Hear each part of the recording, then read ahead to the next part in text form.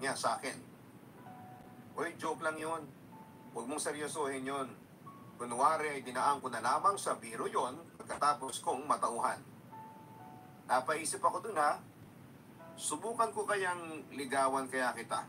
Willing naman ako maging panakip butas. Hindi ko alam kung seryoso si Berhel sa sinabi niyang yon, pero handa ko naman siyang hayaang manligaw sa akin kung gusto niya. Samantala, papadudod kahit na hindi pa kami nagkikita ni Berhel, sa personal ay nagkapuwang na siya sa puso ko. Siguro'y dahil siya yung naging tagapayo ko at naging hingahan ko ng sama ng loob sa ginawa sa akin ng ex-boyfriend ko. Hindi po kasi ako open sa pamilya ko tungkol sa love life ko. At kay Berhel lang ako open.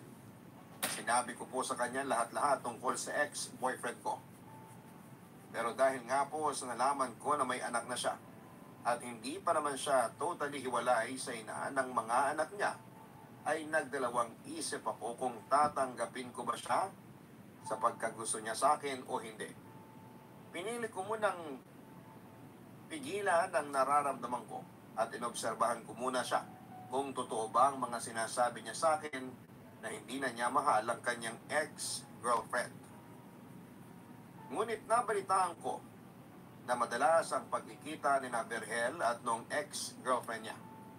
At ayon pa sa narinig ko ay umamin pa rin ang babaeng yon na mahal pa rin niya si Berhel.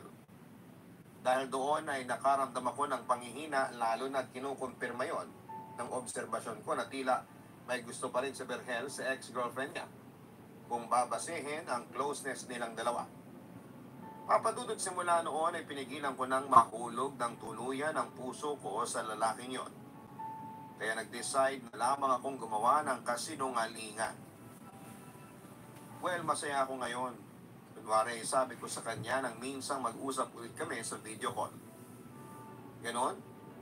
Kapag masaya ka pala nakakalimutan mo na ako, may halong pagtatampong wika sa akin ni Berhel.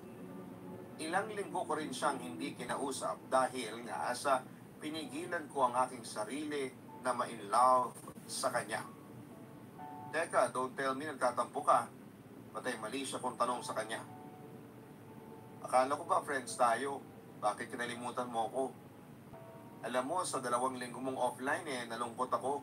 Tugon niya sa akin.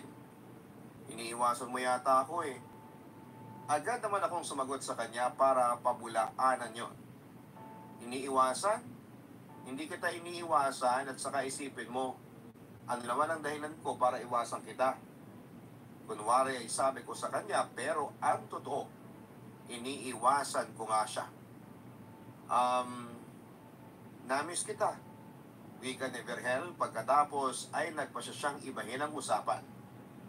So bakit ka naman masaya? Ano bang nangyari sa iyo sa loob ng 2 linggo ha? Usisa niya sa akin. Guess what? Nagkabalikan na kami ng ex ko. Kunwari, nagpretend akong masaya. Pero isa yon sa mga kasinungalingang sinabi ko sa kanya. Para iwasan na niya ako, sakali mang mahal pa rin niya ang ex-girlfriend niya. Hindi naman makapaniwala si Berhel sa kanyang narinig. Ha, talaga? Paano? Bakas ko sa mga mata niya ang kalungkutan ng mga sandaling yon. Muli kaming nagkita, pinagtapat niya sa akin na matagal na niya akong gustong makita. Tapos, humingi siya ng tawad sa akin. Sinabi niya sa akin na mahal pa rin niya ako at nangako siya na hindi na niya ako iiwanan at sasaktan. Detalyadong imbento ko sa kanya.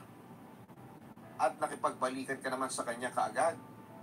Tila nanunuring tanong niya sa akin. Oo, ipit kong sagot dahil ayaw kong mabuking niya ako na nagsisinungaling. Ano naman ang kasiguraduhan mo na hindi ka nalulukohin ng ex mong yan? Seryosong tanong pa ni Berhel. Nararamdaman ko lang, sincere siya sa mga sinasabi niya sa akin. Malungkot kong sagot sa kanya. Ikaw talaga, wala kang katanda-tanda. Gusto mo pa yatang masaktan ulit Napapailing niyang sagot sa akin. Para bang disappointed sa naging desisyon ko.